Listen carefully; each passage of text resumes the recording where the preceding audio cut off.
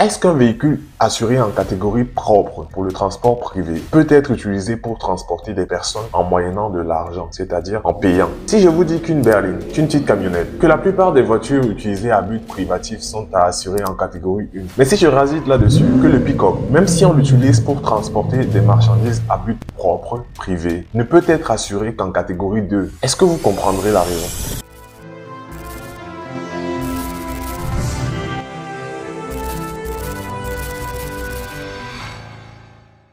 Mon nom est Donald, je suis responsable de développement et de stratégie chez Kemit. En ces débuts d'année, l'heure est venue pour nombreux d'entre vous de renouveler les assurances automobiles. Mais l'une des questions que vous devez avoir en tête, c'est quelle est la bonne catégorie pour assurer mon véhicule? L'ai-je assuré l'année dernière dans la bonne catégorie? En tout cas, l'occasion est venue de le faire une bonne fois pour toutes. La raison pour laquelle je dis cela, c'est que la semaine dernière, nous avons eu une conversation très longue avec un nouveau client qui nous demandait d'assurer son minibus comme il l'a fait l'année dernière, alors qu'on se rendait compte que le minibus en question avait été assuré en catégorie 1 au lieu de l'être en catégorie 4. À la fin de cette vidéo, vous comprendrez que c'est vraiment une absurdité, c'est vraiment une grosse erreur, mais le client ne comprenait pas cela parce que tout ce qui l'intéressait, c'était que ça soit moins cher. Nous sommes là pour vous conseiller. Chez Kemit Insure, nous pensons qu'un client aguerri, informé, est capable de prendre les meilleures décisions parce qu'il ne comprend peut-être pas que assurer son véhicule en mauvaise catégorie, c'est s'exposer à des sanctions disciplinaires, mais aussi courir le risque de ne même jamais être indemnisé en cas de sinistre.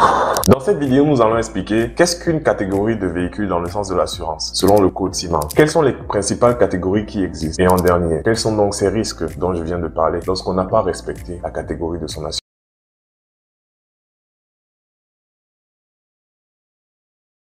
La catégorie d'assurance n'est rien d'autre que l'utilisation de celle-ci. Donc, une catégorie correspond à une utilisation précise.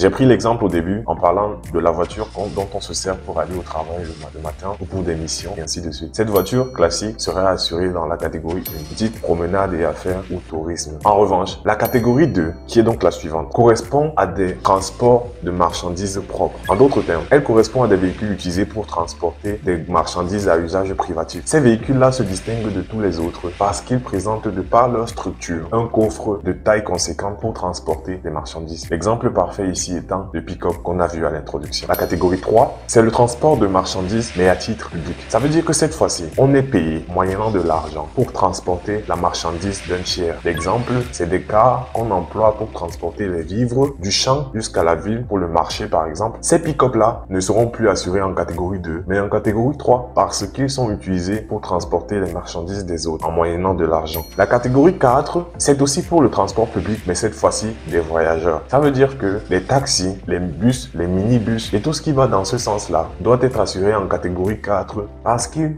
utilisent leur véhicule pour transporter des personnes en moyennant de l'argent. La catégorie 5 concerne les véhicules à 2 ou 3 ou 4 roues, notamment les motos, les tricycles, les quads. Ensuite vient la catégorie 6 qui concerne donc les engins ou véhicules laissés à la réparation. Lorsqu'on dépose son véhicule auprès d'un garage, pour que celui-ci soit remis en route, il est possible que le véhicule plus tard, après réparation, soit testé sur la route. Ici, le garagiste, le centre de réparation en question, doit souscrire à une assurance correspondante. La catégorie 7 correspond aux auto-écoles. La catégorie 8, à la suite, c'est pour la location des véhicules sans chauffeur. Donc, les agences de location de véhicules doivent souscrire pour leurs véhicules mis à location à l'assurance de catégorie 8. En catégorie 9, nous avons les engins de chantier. Ici, ce sont les bulldozers, les pelleteux et tous ces véhicules du même ordre utilisés pour le chantier. La catégorie 10, ce sont les véhicules spéciaux du type ambulance, corbillard, camion de benne à ordures ou même encore tracteurs agricoles. Ces véhicules dits spéciaux sont à assurer en catégorie 10.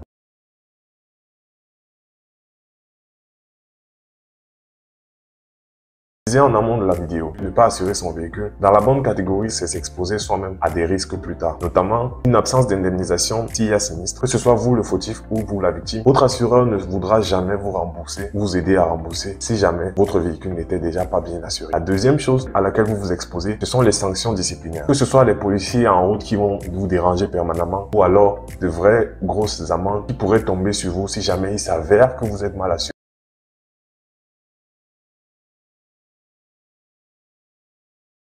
L'exemple concret que je souhaite prendre ici, c'est que si on prend un pick-up qu'on utilise même à titre personnel pour transporter ses propres marchandises, mais qu'on l'assure par exemple en catégorie 1, que vous imaginez-vous qui se passerait si jamais il y a un sinistre? Du genre, le pick-up en question devrait peut-être cogner quelqu'un ou une moto ou ainsi de suite. Comment l'assurance va faire pour rembourser? L'exemple à la suite, c'est un véhicule utilisé pour transporter des gens en moyennant de l'argent, mais qu'on assure en catégorie 1, le genre clando ou tout ce qu'on a de nos jours. Je pose même déjà ici la question de qu'en est-il de Yango exactement. Bref, pour revenir dans le cas de mon exemple, comprenez juste que les véhicules assurés en catégorie 1 ne doivent pas être utilisés pour le transport en moyennant de l'argent. Pour ces véhicules-là, il y a la catégorie 4.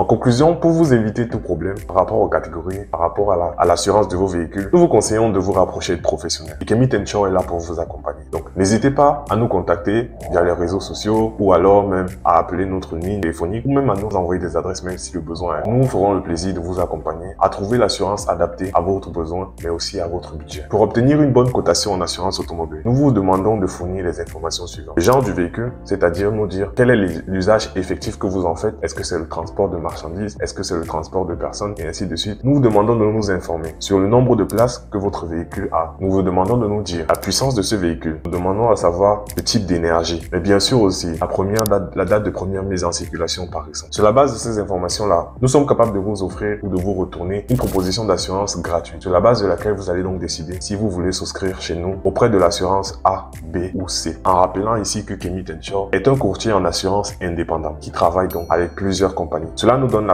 les coudées franches afin de proposer à nos clients les offres de diverses compagnies et en le conseillant pour qu'ils choisissent l'assurance adaptée à ses besoins. Donc, nous sommes contents de vous avoir eu tout au long de cette vidéo. Je me réjouirai de lire vos commentaires personnellement. N'hésitez pas à nous dire ce que vous pensez jusque-là. N'hésitez pas à nous donner des thématiques que vous souhaitiez voir abordées dans une prochaine vidéo. Mais surtout, abonnez, partagez et likez. Merci.